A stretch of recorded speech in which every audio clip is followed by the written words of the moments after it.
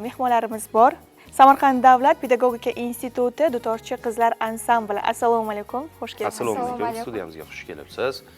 Va erta tongdan sizni studiyamizda ko'rib turganimizdan bag'oyatda mamnunmiz. Ayni paytda bir-birlariga yarashib juda ham chiroyli ko'rinishda turibdilar va go'zal qizlarimizdan demak ajoyib tarona bilan boshlaymizmi yo dastavval suhbat qilamizmi? Keling, avval suhbat qilsak va keyin albatta o'z san'atlarini ham eshitib ko'ramiz.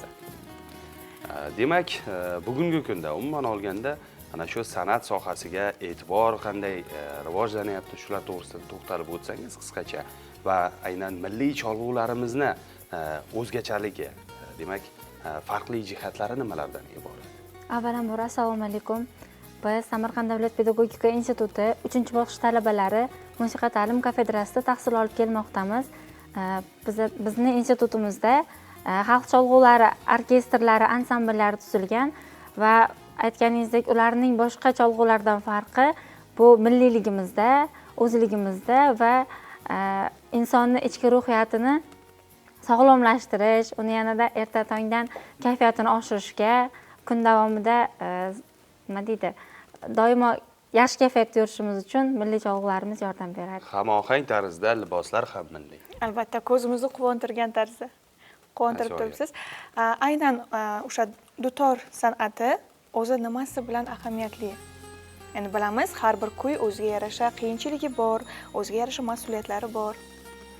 Biz buni avvalambor o'z milliyligimizni targ'ib qilish uchun tanlaganmiz dutor sohasini. Faqat dutorni alohida ta'kidlash to'g'ri deb hisoblamayman, chunki barcha milliy asboblarimiz bir-biri bilan hamohanglikda baribir jilosi boshqacha eshitiladi. Dutorni biz endi musiqachi sifatida, dutorchi sifatida aytamizki, bizni ko'nglimizdagi, dilimizdagi so'zlarimizni chiqarib ayta olmagan jihatlarini musiqa sadosi orqali chiqarib beradi. Va musiqa sadosi orqali ayni paytda ana shu narsalarni demak ifodalab bersangiz, to'g'risi musiqa eshitgim kelyapti. Marhamat. Va ayni paytda sizlardan ajoyib bir musiqa kutib qolamiz. Sizlarga hozir biz Xayoliy qiz kuyini ijro etib bermoqchimiz. Xayoliy qiz. Xayoliy qiz. Ajoyib.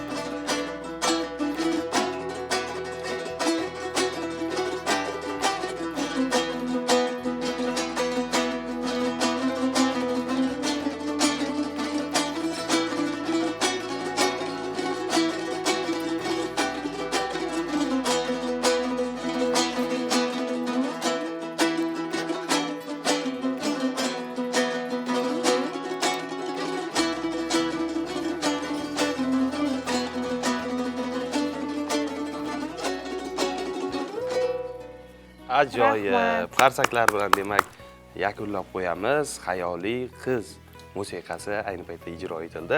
To'g'risi bir voqeani eshitganga o'xshadi. Xayoliy qiz to'g'risidagi qanaqadir voqeani musiqa orqali ifodalab berishdi. Adashmasam. Albatta.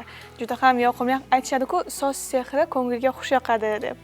Xuddi shunday bo'ldi. Ko'nglimizga xush yoqdi, qanaqadir ma'noda xotirjamlik ham baxsh etdi. O'zi umuman olganda har birta kasb bo'ladimi, soha bo'ladimi, san'atni o'ziga yarasha qiyinchiliklar bor. Aynan dutor chalishda nimalarga e'tibor berish kerak va mana shunday go'zal taronalarni qalblargacha yetkazish uchun qanday usullardan foydalanish kerak? Dutor sohasini o'rganish xuddi sinfdagi boshqa fanlarni o'rganishday qismlarga, bo'laklarga va tizimlashtirilgan holatda o'rgatiladi. Dutor sohasini biz 1-sinfga maktab vaqtida qabul qilingan vaqtimizda birinchi kuyimizni ijro etish uchun 3 oy vaqtimiz ketgan. Dutordagi kuylarni to'g'ri ijro etish, chiroyli qalblarga yetkazib berish uchun avvalambor ustoz pedagoglarimiz mahoratli bo'lish shart deb hisoblayman va undan keyin o'quvchini o'zida ham qiziqish bo'lishi kerak. Yuqori darajada ishtiyoq bo'lishi kerak. Ishtiyoq bo'lish kerak, musiqaga, xalq cholg'ularimizga, milliyligimizga qiziqish kerak va dutordagi yuqori darajadagi kuylarni ijro etish uchun eng kam muddat deb 6 oyni hisoblab ayta olaman. 6 oydan so'ng kuy ijro etish darajasigacha yetishi mumkin agar unda ham o'zida qiziqish va ishtiyoq harakat bo'lsa. Ajoyib. Yana bir jihatiga e'tibor qildim to'g'risi. Ayni paytda musiqa ijro etayotgan vaqtlaringizda deyarli bir-birlaringizga qaramadingiz. Va aynan hamma o'z cholg'u asbobiga demak asosiy e'tiborini qaratdi. Musiqa orqali bir-birlaringiz his qilishga, demak, o'sha musiqa sadolarini tinglash orqali bir-birlaringizni demak tushunishga harakat qildingiz. Va uyg'unlikni shakllantirdi ayni paytda shurda jonli tarzda uyg'unlikni, o'zaro hamfikrlilikni shakllantirdi. Musiqa chalinishi orqali. Shu haqda ham qanday fikr bildira olasiz? Bu kuy ustozlarimizni ansambl darslarini to'g'ri tashkil etganligiga bog'liq.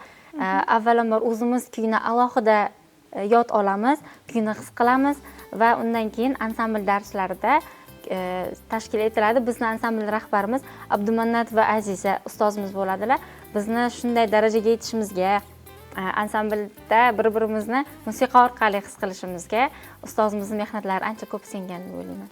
Ajoyib. Aynan mana shu san'atda boshlaganingizda va dutor chalganingizda o'zingizni ichki hissiyotlaringiz qanday bo'ladi?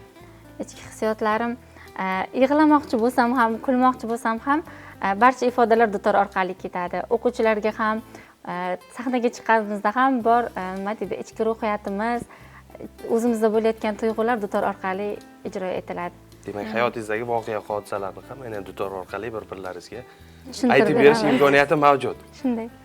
Bironta voqea aytib bera olasizmi?